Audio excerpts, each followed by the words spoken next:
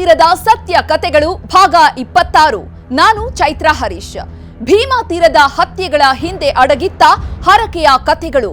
ಹತ್ಯೆಗೂ ಮುನ್ನ ಹರಕೆ ಹೊರ್ತಿದ್ರ ಭೀಮಾ ತೀರದ ರಣ ಬೇಟೆಗಾರರು.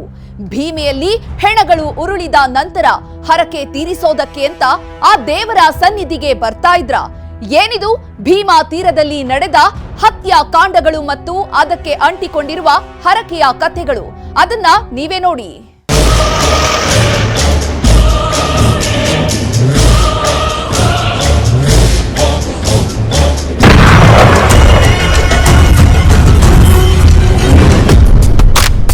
ಭೀಮಾ ತೀರ ಅಕ್ಷರಶಃ ಬೆಚ್ಚಿ ಬಿದ್ದಿತ್ತು. ಭೀಮಾ ತೀರದಲ್ಲಿ ಉರುಳಿದ ಹೆಣಗಳನ್ನ ನೋಡಿ ಜನರ ಜೀವಾನೇ ಛಲ್ಲನ್ನುತ್ತಿತ್ತು. ಯಾಕಂದ್ರೆ ಭೀಮಾ ತೀರದ ವೈರತ್ವ, ಆ ವೈರತ್ವಕ್ಕಾಗಿ ನಡೆಯೋ ಕಗ್ಗೊಲೆಗಳು ನಿಜಕ್ಕೂ ಭೀಕರ, ಭೀಭತ್ಸ ಎನ್ನುವಷ್ಟು ಕ್ರೂರವಾಗಿರ್ತಿದ್ವು. ಈ ಕ್ರೂರತ್ವದ ಕಾರಣಕ್ಕೆ ಭೀಮಾ ತೀರ ಅಂದ್ರೇನೆ ಜನರು ಬೆಚ್ಚಿ ಬೀಳುವಂತಾಗಿದ್ದು.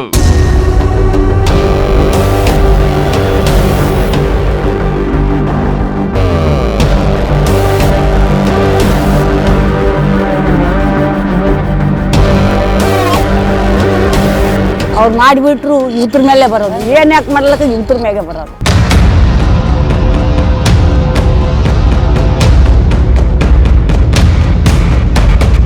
ಸಿದ್ದಪ್ಪ ಸಾವ್ಕಾರ್ ಬರ್ಬರವಾಗಿ ಅವನು ಹೊಡೆದು ಇವತ್ತಿನ ತನನು ಅವನ್ನ ದೇಹವನ್ನ ಹೇಗೆ ಎಲ್ಲಿ ಏನ್ ಮಾಡಿರುತ್ತೆ ಇವತ್ತಿಗೆ ಯಾರಿಗೂ ಗೊತ್ತಿಲ್ಲ.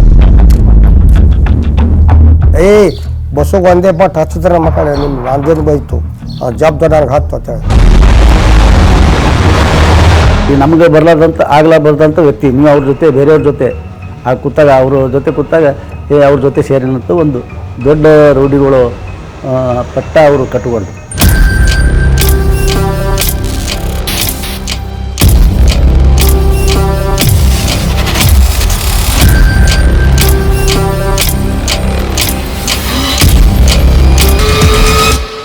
ಭೀಮಾ ತೀರದಲ್ಲಿ ಸಿದ್ದಪ್ಪ ಸಾವುಕಾರ್, ಶಿವಾಜಿ ಬೋರಗಿ ತಂದೆ ಶರಣಪ್ಪ ಬೋರಗಿಯನ್ನ ಊರಿನ ಜನರ ಎದುರಲ್ಲೇ ಕಡಿದು ಹಾಕಲಾಗಿತ್ತು. ಆ ಕೊಲೆ ಅದೆಷ್ಟು ಭೀಕರ ಎನಿಸುತ್ತಿತ್ತು ಎಂದರೆ ದೇವಣಗಾವದ ಜನರ ಗುಂಡಿಗೆಯೇ ಒಡೆದು ನೀರಾಗಿ ಬಿಟ್ಟಿತ್ತು. ಯಾರೊಬ್ಬರು ಆ ಕೊಲೆಯನ್ನ ತಡೆಯೋದಕ್ಕಾಗಲಿ, ಬೇಡ ಬಿಟ್ಬಿಡ್ರಪ್ಪ ಅನ್ನೋ ಧೈರ್ಯವನ್ನಾಗಲಿ ಮಾಡಲೇ ಇಲ್ಲ. ಶರಣಪ್ಪ ಬೋರಗಿಯನ್ನು ಹೊಡೆದಿದ್ದನ್ನು ನೋಡಿ ಮತ್ಯಾರು ತಮ್ಮನ್ನ ಕೆಣಕೋ ಧೈರ್ಯನೂ ಮಾಡಬಾರದು ಅನ್ನೋ ಸಂದೇಶ ಆವತ್ತು ನಡೆದ ಕಗ್ಗೊಲೆಯಲ್ಲಿ ಅಡಗಿತ್ತು. ಸುಮಾರು 80ರ ದಶಕದಲ್ಲಿ ನಡೆದ ಆ ಕಗ್ಗೊಲೆಯನ್ನ ಇವತ್ತಿಗೂ ದೇವಣಗಾವದ ಹಿರಿಯ ತಲೆಮಾರಿನ ಜನಗಳು ಮರೆತಿಲ್ಲ. ಜಗಳದಾಗ ನಮ್ಮ ಅಪ್ಪರಿ ಹತ್ಯೆ ಆಯ್ತು. ಹತ್ಯೆ ಆದ್ಮೇಲೆ ಇವ್ರು ಎದ್ರು. ಆದ್ಮೇಲೆ ಇಲ್ಲಿ ಹೊಲ್ದಾಗ ಜಗಳ ಅದು ನಡೀತಲ್ರಿ. ಅವಾಗ ನಮ್ಮ ತಮ್ಮ ಕರೆಸಿದ್ದಾರ. ಅವ ಏನಂದ ನಾವನ್ ಕೊಟ್ಟು ಕಳ್ಸಕ್ಕ ನಮ್ಮ ಹೊಲ್ದ ಬಾಂಧಕಾಲ ಜಗಳ ನಡೆದಂದ್ರೆ ಆಟತ್ಲೆ ಅವನು ದೊಡ್ಡವನೇ ಆಗಿದ. ನಾ ಹೋಗ್ತೀನಿ ಅಕ್ಕ ಅಂದ. ಹೋಗಪ್ಪ ಆದ್ಮೇಲೆ ಜಗಳ ಐತ್ರಿ ಅದು ಬಾಂಧದ ಕಾಲ. ನಮ್ ದೊಡ್ಡ ತನ್ನ ಸಿದ್ದಪ್ಪ ಏನಂದ, ಅಕ್ಕ ಹೊಲ್ದಾಗ ಜಗಳ ನಡೆದ ನನ್ ಜೋಡ ಆತದ ಅವ್ನಿಗೆ ಕೊಟ್ಟು ಕಳಿಸ್ತಾನ, ಟೀಕದ ನನ್ನ ಕೊಟ್ಟು ಕಳ್ಸ್ರಿ. ಅದೇ ನಂದು ನಿಂದು ಹೇಳ ಕೂತ್ರು ಹೊಲ್ದು ಕಾಟದ ನಂದು ಕೀಟದ ಆಳದ್ರು ಮಾಡಿದ್ರು, ಅದೇನು ಇದು ಆಗಲಿಲ್ಲ. ಕಡಿಕಂಗ್ ಹತ್ಯೆ ಆಯ್ತ್ರಿ. ಮದುವಿನ ಜಗಳದಿಂದ ಹೊತ್ತಿಕೊಂಡ ವೈರತ್ವದ ಬೆಂಕಿ ಭೀಮಾ ತೀರದಲ್ಲಿ ಧಗಧಗಿಸಿಬಿಟ್ಟಿತ್ತು. ಶಾಂತವಾಗಿದ್ದ ಮನೆಯಲ್ಲಿ ಅಶಾಂತಿಯನ್ನ ಹುಟ್ಟಿಸಿಬಿಟ್ಟಿತ್ತು. ಸಾವು ನೋವುಗಳಿಗೂ ಕಾರಣವಾಗಿ ಬಿಟ್ಟಿತ್ತು. ಅಂದು ತುಂಬಿದ್ದ ಮನೆ ಈಗ ಪಾಳು ಬಿದ್ದ ಮನೆಯಾಗಿದೆ. ಇದನ್ನ ನೋಡಿದ್ರೆ ನಿಜಕ್ಕೂ ಕರುಳೆ ಕಿತ್ತು ಬರುತ್ತೆ. ಬಿದ್ ಮನಿ ಎಷ್ಟು ದನ ಕರ ಆಳ್ಗಳೇನು ಹೋಳ್ಗಳೇನು ಎಷ್ಟು ಮಂದಿ ಬರೋದೇನು ಕೇಳಿ ಕೇಳ್ರಿ. ಹೊರಗಾಡ್ದಂಗ ಮನ್ಯಾಗ ತುಂಬದಂಗ ರಾತ್ರಿ ಮಾಡೇ ಸಾತ್ಲಾಕಿ ನಿರ್ಮಲ ಮಾಡೇ ಸಾತ್ಲು. ಎಷ್ಟು ಮಂದಿ ಹೊಡ್ಕೊಂಡು ಬರ್ತಿದ್ದು ಅಡ್ಗೆ ಮಾಡ್ಬೇಕೆ.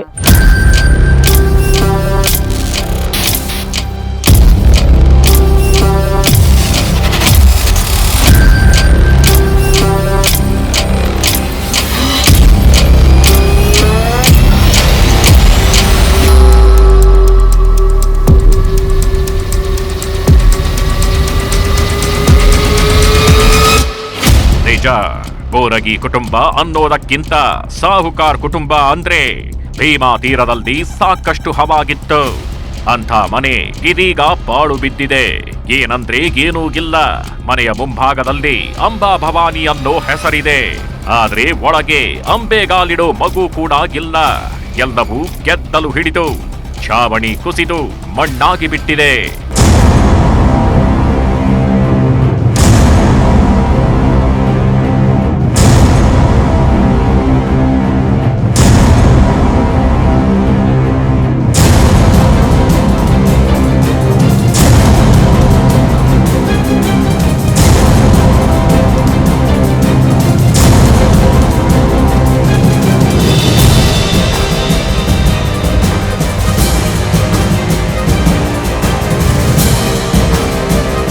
ಶರಣಪ್ಪ ಬೋರಗಿ ಹತ್ಯೆ ನಂತರ ಸಿದ್ದಪ್ಪ ಸಾಹುಕಾರ್ನ ನೇತೃತ್ವದಲ್ಲಿ ಈ ಮನೆ ನಡೀತಾಗಿತ್ತು.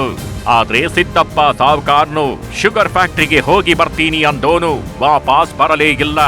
ಶರಣಪ್ಪ ಬೋರಗಿ ಸಿದ್ದಪ್ಪ ಬೋರಗಿ ಇಬ್ಬರು ಗಿಲ್ಲವಾದ ಮೇಲೆ ಈ ಮನೆ ಬಣಬಣ ಅನ್ನೋದಕ್ಕೆ ಶುರುವಾಗಿತ್ತು. ಕೊನೆಗೆ ಶಿವಾಜಿನೂ ಗಿಲ್ಲವಾದ ಮೇಲೆ ಈ ಮನೆ ಅಕ್ಷರಶಃ ಪಾಳು ಬಿದ್ದು ಬಿಟ್ಟಿದೆ.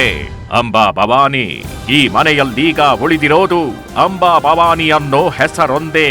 ಈ ಹೆಸರನ್ನ ಬಿಟ್ಟು ಮತ್ಯಾವ ಕುರುಹುಗಳು ಬೋರಗಿ ಕುಟುಂಬಕ್ಕೆ ಸೇರಿದ ಈ ಹಳೆ ಮನೆಯಲ್ಲಿ ಉಳಿದೇ ಇಲ್ಲ. ಹೀಗೆ ಇಡೀ ಮನೆಯನ್ನೆಲ್ಲ ನೋಡಿದ ನಮಗೆ ಅಂಬಾ ಭವಾನಿ ಅನ್ನೋ ಹೆಸರೇ ಅಚ್ಚರಿ ತರಿಸಿತ್ತು. ಯಾಕಂದ್ರೆ ಭೀಮಾ ತೀರದಲ್ಲಿ ನೆತ್ತರು ಹರಿಸಿದ ಸಿದ್ದಪ್ಪ ಬೋರಗಿ, ಶಿವಾಜಿ ಬೋರಗಿ ಎದೆಯಲ್ಲಿ ಬೆಂಕಿ ಸೇಡು ಪ್ರತೀಕಾರವೇ ಕಾಣ್ತಿತ್ತು. ಎಂಥವರ ಮನದಲ್ಲಿ ಅಂಬಾ ಭವಾನಿ ನೆಲೆಸಿದ್ದು ಹೇಗೆ ಅನ್ನೋ ಪ್ರಶ್ನೆಯನ್ನು ಕಾಡ್ತಿತ್ತು. ಆಗ್ಲೇ ನೋಡಿ ಬೋರಗಿ ಕುಟುಂಬದ ಭಕ್ತಿ ಮತ್ತು ಅದರಿಂದ ಅವರಿಗೆ ಸಿಕ್ಕ ಶಕ್ತಿ. ಆ ಶಕ್ತಿಯಿಂದ ಇವರು ಮಾಡಿದ ಕೃತ್ಯಗಳು ಎಲ್ಲವೂ ಗೊತ್ತಾಗಿದ್ದು.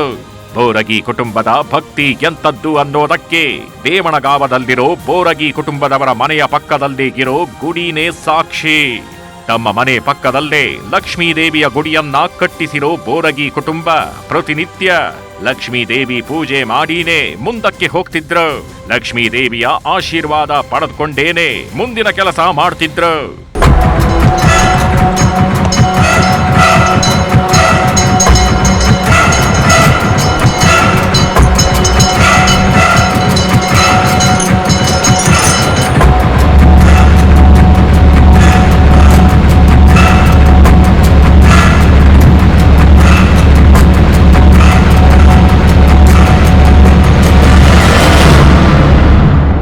ಮೊದಲು ಈ ಲಕ್ಷ್ಮೀ ಗುಡಿ ಸಣ್ಣದಿತ್ತು. ಅದನ್ನ ದೊಡ್ಡದಾಗಿ ಕಟ್ಟಿಸಿದ್ದು ಸಿದ್ದಪ್ಪ ಸಾಹುಕಾರ್ ಬದುಕಿದ್ದ ಕಾಲದಲ್ಲಿ. ಸಿದ್ದಪ್ಪ ಸಾಹುಕಾರ್, ರಮೇಶ್ ಬಸನೂರು ಸೇರಿದಂತೆ ಊರಿನ ಪ್ರಮುಖರು ಮುತುವರ್ಜಿ ವಹಿಸಿ ದುಡ್ಡು ಹಾಕಿ ಊರಿನ ಜನರಿಂದಲೂ ಪಟ್ಟಿ ಎತ್ತಿ ದುಡ್ಡನ್ನ ಹಾಕಿಸಿ ಈ ಲಕ್ಷ್ಮೀ ದೇವಿಯ ಗುಡಿಯನ್ನ ಕಟ್ಟಿಸಿದ್ರು. ಇನ್ನು ಸಿದ್ದಪ್ಪ ಸಾಹುಕಾರ ಈ ಗುಡಿ ಕಟ್ಟಿಸೋದಕ್ಕೂ ಕಾರಣ ಆಗಿತ್ತು. ಬೋರಗಿ ಕುಟುಂಬ ಅಂದ್ರೆ ಸುತ್ತ ಹತ್ತೂರಿನ ಜನ ಗೌರವಿಸ್ತಿದ್ರು. ಅಂಥದ್ದೊಂದು ಗೌರವ, ಪ್ರೀತಿ, ಸಂಪತ್ತು ಎಲ್ಲವನ್ನೂ ಕೊಟ್ಟಿದ್ದಳು ಲಕ್ಷ್ಮೀದೇವಿ. ಹಂಗಾಗಿ ಸಕಲ ಅಷ್ಟೈಶ್ವರ್ಯವನ್ನು ಕರುಣಿಸಿದ ದೇವಿಗಾಗಿ ಗುಡಿಯನ್ನ ಕಟ್ಟಿಸಿದ್ರು. ಈ ಗುಡಿನೇ ಬೋರಗಿ ಕುಟುಂಬದ ಭಕ್ತಿಗೆ ಸಾಕ್ಷಿಯಾಗಿ ನಿಂತಿದೆ.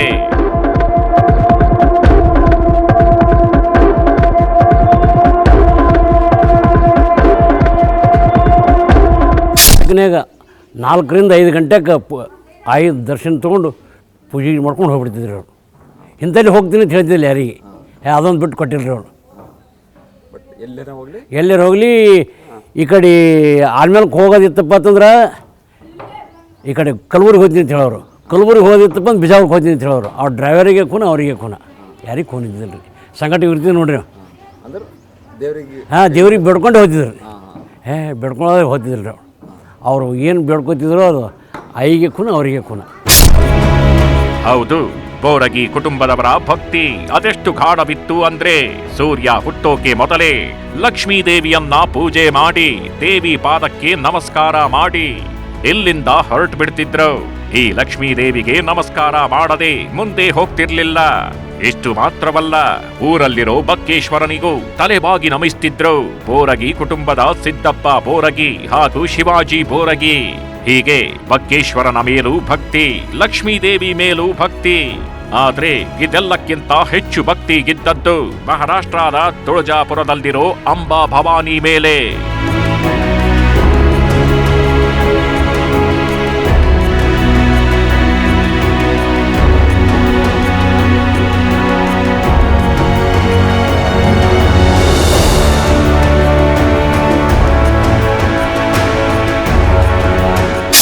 ಹೆಚ್ಚಾನೆಚ್ಚ ಇಲ್ಲಿ ನಮ್ಮಲ್ಲಿ ಲಕ್ಷ್ಮಿಗೆ ಅಲ್ಲಿ ಬಕ್ಕಪ್ಪನ ಗುಡಿ ಒಂದದ ರೀ. ಹಾಂ, ಅವ್ರೇನೋ ಅವ್ರ ಮನೆ ದೇವ್ರು ಅಂಬಾಭವಾನಿ. ಅವರು ಮಾನವ ಟೈಮ್ದಾಗ ಹೋಗ್ತಿದ್ರು ರೀ, ಜಾತ್ರೆ ಟೈಮ್ದಾಗ ಹೆಚ್ಚಾನೆಚ್ಚ ಅವರೆಲ್ಲ ಒಂದು ತಮ್ಮ ಎಲ್ಲ ಏನಿತ್ತು ಎಲ್ಲ ತೊಗೊಂಡು ಹೋಗ್ತಿದ್ರು. ಅವ್ರು ಮಂದಿ ಅನಿಸ್ತಾರ ಹಾಕಿರಿ ರಾತ್ರಿನೇ ಹೋಗಿ ರಾತ್ರಿನೇ ಬರೋರು ಅವರು. ಎಲ್ಲ ಸಾಮಾನ್ಯ ಸೈಡ್ ಎಲ್ಲ ಅವ್ರ ಪಾರ್ಟಿ ಇತ್ತಲ್ಲ ಇರೋವೆಲ್ಲ. ಎಸ್, ಅಂಬಾ ಭವಾನಿ, ತುಳಜಾಪುರದ ಅಂಬಾ ಭವಾನಿ, ಮಹಾರಾಷ್ಟ್ರದಲ್ಲಿ ನೆಲೆ ನಿಂತಿರೋ ಅಂಬಾ ಭವಾನಿ. ಕಲಿಯುಗದಲ್ಲೂ ಪವಾಡಗಳನ್ನು ಸೃಷ್ಟಿಸೋ ಶಕ್ತಿ ದೇವತೆ, ಬೇಡಿದ್ದನ್ನೆಲ್ಲ ಕರುಣಿಸೋ ಕರುಣಾಮಯಿ. ಇದೇ ಕಾರಣಕ್ಕೆ ಅಂಬಾ ಭವಾನಿ ಅಂದ್ರೆ ಬರೀ ಮಹಾರಾಷ್ಟ್ರವಲ್ಲ, ಇಡೀ ದೇಶವೇ ತಲೆಬಾಗಿ ನಮಿಸುತ್ತೆ. ಅದೆಷ್ಟು ಭಕ್ತರು ಪಾದಯಾತ್ರೆ ಮಾಡ್ತಾ ಬರಿಗಾಲಲ್ಲೇ ನಡ್ಕೊಂಡು ಅಂಬಾ ಭವಾನಿಯ ದರ್ಶನಕ್ಕೆ ಬರ್ತಾರೆ. ಬೇಡಿದ್ದೆಲ್ಲವೂ ಈಡೇರಿದ ಮೇಲೆ ಹರಕೆ ತೀರಿಸೋದಕ್ಕೆ ಅಂತ ಪಾದಯಾತ್ರೆ ಮಾಡೋ ಭಕ್ತರು ಬರಿಗಾಲಲ್ಲೇ ಬಂದು ತಮ್ಮ ಹರಕೆ ತೀರಿಸ್ತಾರೆ. ಭಕ್ತರ ಬೆನ್ನೆಲುಬಾಗಿ ಕಾಯ್ತಾಳೆ ಅನ್ನೋ ನಂಬಿಕೆ ಇನ್ನೂಗಿದೆ. ಅಂಥದ್ದೇ ನಂಬಿಕೆ ಗಾಢವಾಗಿ ಇದ್ದದ್ದು ಸಿದ್ದಪ್ಪ ಬೋರಗಿಗೆ, ಅವರ ತಮ್ಮ ಶಿವಾಜಿ ಬೋರಗಿಗೆ. ಇದೇ ಕಾರಣಕ್ಕೆ ತಮ್ಮ ಮನೆ ಬಾಗಿಲಿನ ಮೇಲೆ ಅಂಬಾ ಭವಾನಿಯ ಹೆಸರು ಹಾಕಿಸಿದ್ದು.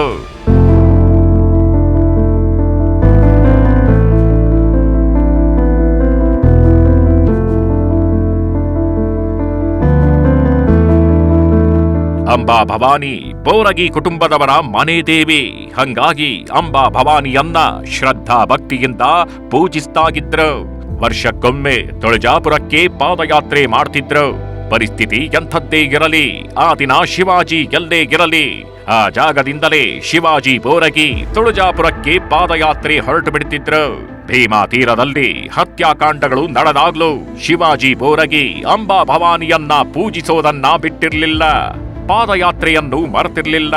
ಪೊಲೀಸರಿಂದ ತಪ್ಪಿಸಿಕೊಂಡು ಎದುರಾಳಿಗಳಿಗೂ ಕಾಣದಂತೆ ಮೇನ್ ರೋಡ್ ಅನ್ನ ಬಿಟ್ಟು ತೊಗರಿ ಹೊಲದ ನಡುವಿಂದ ಹಾದು ಹೋಗಿ ಕಬ್ಬಿನ ಹೊಲವನ್ನು ದಾಟಿ ಹೋಗಿ ತುಳಜಾಪುರವನ್ನ ಮುಟ್ಟಿದ್ರು ಶಿವಾಜಿ ಬೋರಗಿ. ಅಷ್ಟರ ಮಟ್ಟಿಗೆ ಅಂಬಾ ಭವಾನಿ ಮೇಲೆ ಭಕ್ತಿ ಇತ್ತು.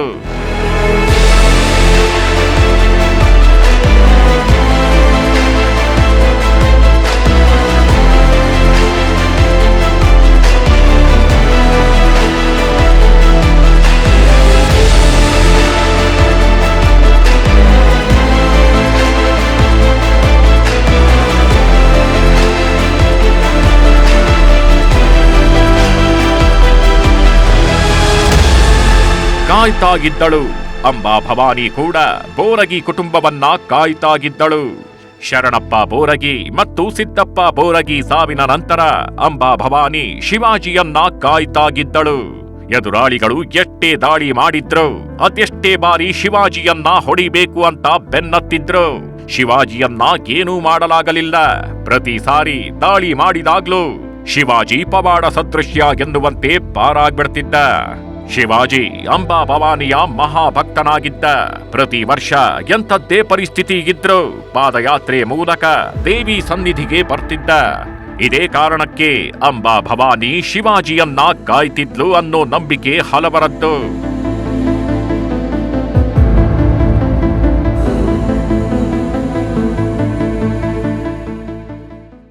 ಭೀಮಾ ತೀರದಲ್ಲಿ ಹತ್ಯೆಗಳಾಗ್ತಾ ಇದ್ವು. ಆ ಹತ್ಯೆಗಳ ನಡುವಲ್ಲೇ ಕೆಲವರು ದೇವರಿಗೆ ಹರಕೆಯನ್ನು ಹೊತ್ತುಕೊಳ್ತಾ ಇದ್ರು. ಹೀಗೆ ದೇವರಿಗೆ ಹರಕೆ ಹೊತ್ತುಕೊಂಡ ನಂತರ ಭೀಮಾ ತೀರದಲ್ಲಿ ಹೆಣಗಳು ಬೀಳ್ತಾ ಇದ್ವು ಅನ್ನುವಂತಹ ಮಾತುಗಳಿದೆ. ನಿಜಕ್ಕೂ ದಿಗ್ಭ್ರಮೆಗೊಳಿಸ್ತಾ ಇದೆ. ಅಷ್ಟಕ್ಕೂ ಇದು ನಿಜಾನ? ಏನಿದು ಹತ್ಯೆಗಳು ಮತ್ತು ಹರಕೆಗೆ ಇರುವಂತಹ ಆ ನಿಗೂಢ ಸಂಬಂಧ? ಇಲ್ಲಿದೆ ನೋಡಿ ಆ ಸ್ಟೋರಿ.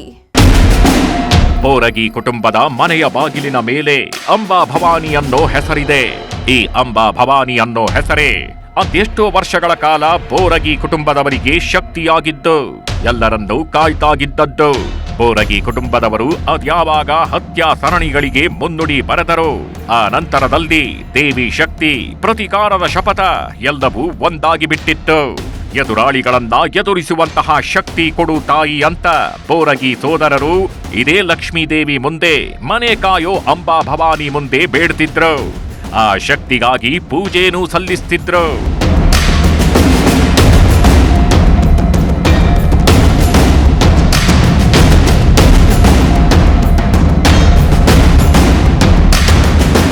ಸಿದ್ದಪ್ಪ ಬೋರಗಿ ತಂದೆ ಶರಣಪ್ಪ ಬೋರಗಿ ಕೊಲೆಯಾದಾಗ ಸಿದ್ದಪ್ಪ ಬೋರಗಿ ತುಳಜಾಪುರದ ಅಂಬಾ ಭವಾನಿಗೆ ಬೇಡಿಕೊಂಡಿದ್ದ, ನಮ್ಮಪ್ಪನ ಕೊಂದವರನ್ನ ನಾನು ಕೊಂದೇ ಕೊಲ್ತೀನಿ, ಮನೆ ದೇವರಾಣೆ ಅಂತ ಅಂದುಬಿಟ್ಟಿದ್ದ. ಆದ್ರೆ ಅಂದುಕೊಂಡಷ್ಟು ಸುಲಭ ಆಗಿರ್ಲಿಲ್ಲ ಎದುರಾಳಿಗಳನ್ನ ಕೊಲ್ಲೋದು. ಆದ್ರೆ ಅಂಬಾ ಭವಾನಿಗೆ ಕೈ ಮುಗಿದಿದ್ದ ಸಿದ್ದಪ್ಪ ಸಾವುಕಾರ್ ಪ್ರತೀಕಾರದ ಹರಕೆ ಹೊತ್ತಿದ್ದ. ಆ ನಂತರನೇ ನೋಡಿ ರಾಂಪುರದಲ್ಲಿ ಹೈದ್ರಾ ಬಸ್ಸಿನಲ್ಲಿ 4 ಮಂದಿಯ ಭೀಕರ ಹತ್ಯೆಯಾಗಿದ್ದು.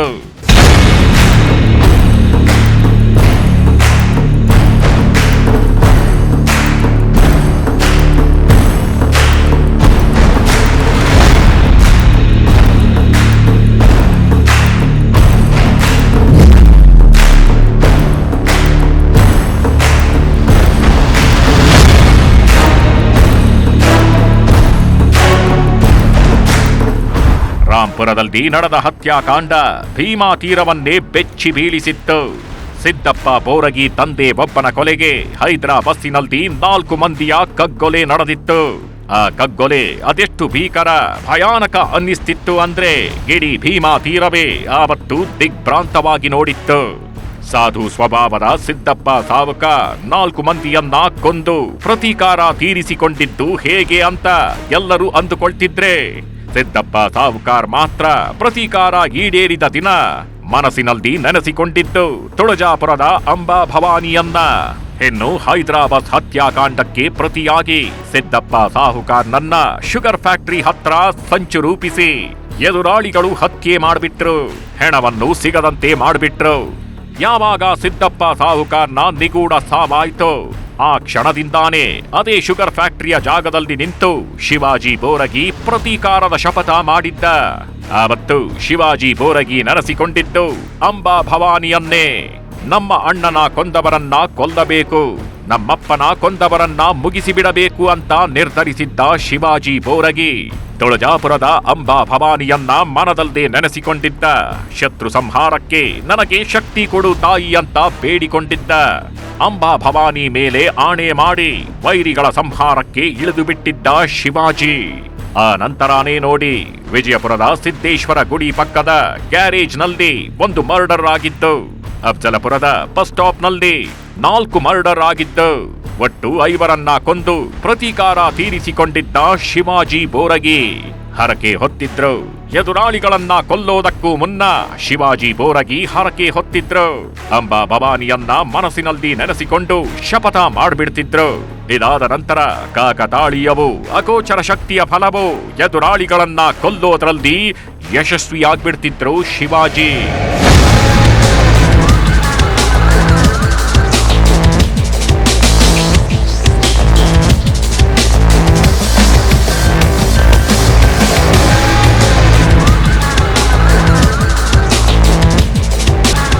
ಭೀಮಾ ತೀರದಲ್ಲಿ ಶಿವಾಜಿಗೆ ಶತ್ರುಗಳು ಸಾಗರದಂತೆ ಬೆಳೆದು ಬಿಟ್ಟಿದ್ರು. ಆದ್ರೆ ಯಾರ ಕೈಗೂ ಶಿವಾಜಿ ಸಿಗಲೇ ಇಲ್ಲ. ಆ ಅಂಬಾ ಭವಾನಿ ಆಶೀರ್ವಾದ ಇದ್ದಿದ್ರಿಂದಾನೇ ಶಿವಾಜಿಯನ್ನ ಯಾರೂ ಮುಟ್ಟೋಕಾಗಿರ್ಲಿಲ್ಲ ಅನ್ನೋದು ಹಲವರ ಮಾತು. ಇದು ನಿಜಾನೇನೋ ಎಂಬಂತೆ ಶಿವಾಜಿ ಕೊನೆ ತನಕ ಶತ್ರುಗಳಿಗೆ ಸಿಗಲೇ ಇಲ್ಲ. ಎದುರಾಳಿಗಳೆಲ್ಲ ಗುಂಡಿನ ದಾಳಿಗೆ ಜೀವ ಬಿಟ್ಟರೆ ಶಿವಾಜಿ ಮಾತ್ರ ಶತ್ರುಗಳ ಗುಂಡಿಂದ ಬಚಾವಾಗಿ ಜೈಲಲ್ಲೇ ಜೀವ ಬಿಟ್ಟಿದ್ದ. ಜೀವ ಬಿಟ್ಟಾಗ್ಲೂ ಶಿವಾಜಿ ಹಣೆ ಮೇಲೆ ಇದ್ದದ್ದು ವಿಭೂತಿ. ಮನದಲ್ಲಿ ನೆನೆದಿದ್ದು ತುಳಜಾಪುರದ ಅಂಬಾ ಭವಾನಿಯನ್ನ.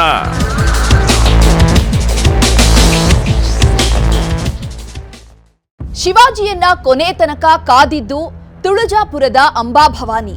ಇದೇ ಕಾರಣಕ್ಕೆ ಎದುರಾಳಿಗಳು ಸಾಕಷ್ಟು ಸಲ ದಾಳಿ ಮಾಡಿದ್ರು ಗುಂಡೇಟಿನಿಂದ ಬಚಾವಾಗಿದ್ದ ಶಿವಾಜಿ ಕೊನೆಗೆ ಜೈಲಲ್ಲೇ ಜೀವ ಬಿಟ್ಟನೆ ಹೊರತು ಶತ್ರುಗಳ ಗುಂಡು ತಿಂದು ಸಾಯಲಿಲ್ಲ.